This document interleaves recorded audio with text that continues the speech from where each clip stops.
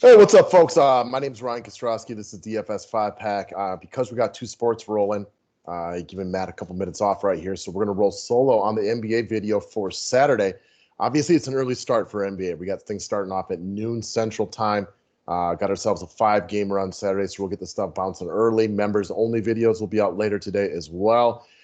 If you are interested in getting that, go run over to the website and grab a membership. We got everything from daily up to lifetime, annual. Everything up there gets all the sports. You get both baseball and basketball, unless you're talking MLB only, which is just that. It's MLB only. But if you want basketball, anything will work. All right, guys. So before we hop into the picks for Saturday, just want to reiterate, we got no live contests. Well, contests are live right now in Overlay, but we got nothing sitting in the lobby. That'll be up soon. We have a big NBA jackpot out there. I think we're approaching $19,000 by my last check. That is, if you go 12-0 and make 12 picks, it's not easy. I'm not going to sit here and tell you guys it's easy, but it is doable. It is possible. Win $19,000. That would be a heck of a payday. And don't forget about the Slump Buster Challenge. Enter the same contest 20 times, lose all 20 times, they refund your money. Doesn't have to be 20 straight days either. So lots of opportunities to win over there. They do a lot for their customer service. It's one of the reasons we chose to partner with them. All right, let's move into our DraftKings picks for August 1st. Man, can't believe it's August 1st already. And we're talking NBA, so that's a little weird.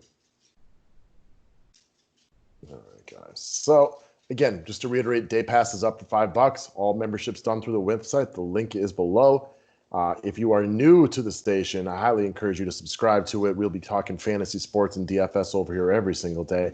And for you all who are nice enough to press the thumbs up button, it is very much appreciated. So where are we going to go first, guys? One of the first guys I will be locking into my lineups is going to be Kyle Kuzma of the Los Angeles Lakers.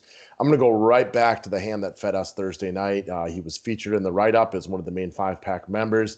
Balled out. Didn't do anything special. Now, LeBron did not have his best game, but you could see he was looking to be a little bit more of a facilitator and seemed to be kind of his time to want to play chess versus checkers, get his running mates AD, Dion Waiters, and Kyle Kuzma going. Kuzma came through in a big way.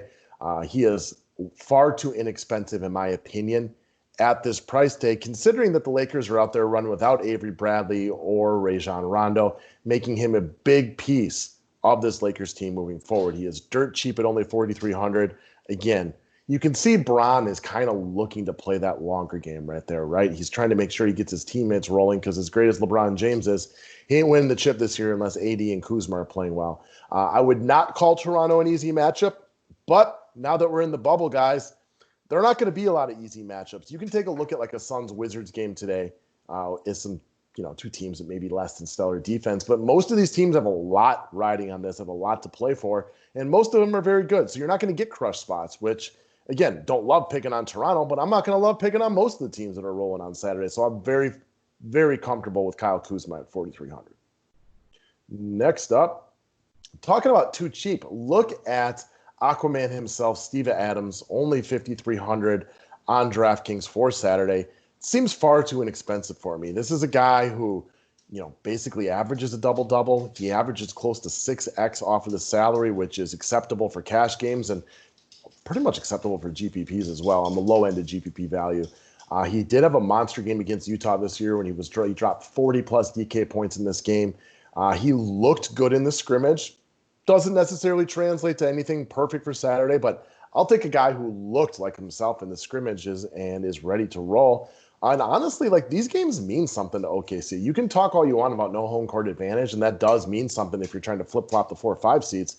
But nobody wants to play either of the LA teams in the first round in the Western Conference. I look at it, and I think most people, and I think Oklahoma City looks at this, if they can win a playoff series this year for a team that's, quote-unquote tanking, that's an incredible achievement. And I think guys like Chris Paul, Shai, Steven Adams look at that as an achievement.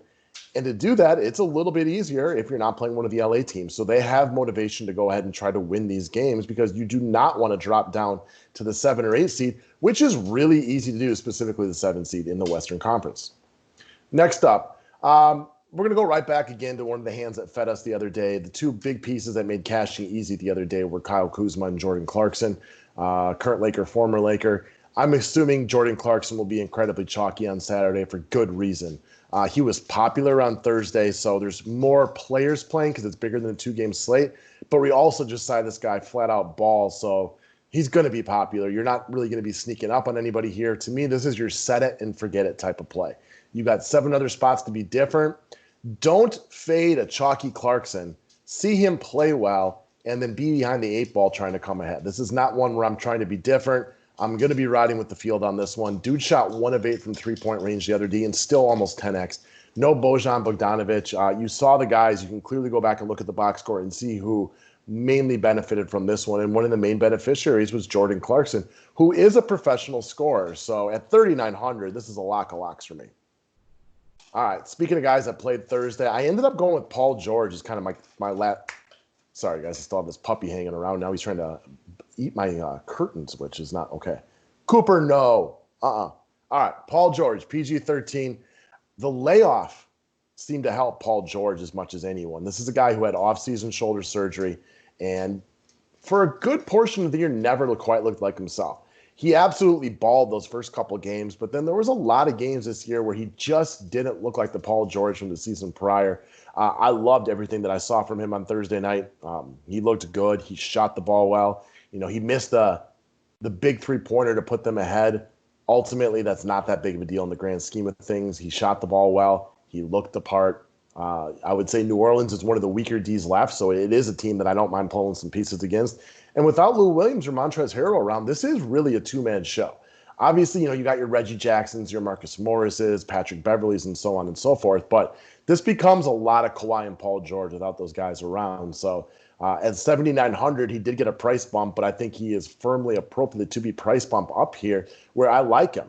Kawhi doesn't look like he's 100% himself right now. I know he still put up decent numbers the other day, but Paul George looked as good as he's looked all season long. Pretty impressive for a guy coming off a layoff, even if it did help him recover from shoulder surgery. So that's what I got for Saturday, guys. I appreciate y'all watching. I'm sure everybody here is just as excited to have sports back as I am. It's a good thing. It's a real good thing. I know you guys are happy about it. I'm happy about it. I know Bellman's happy about it. I think everybody is pretty happy about it at this point. So we got our sports back. Go grab yourselves a DFS 5-pack membership and let's go win some money, folks. Thank you very much and have a great day.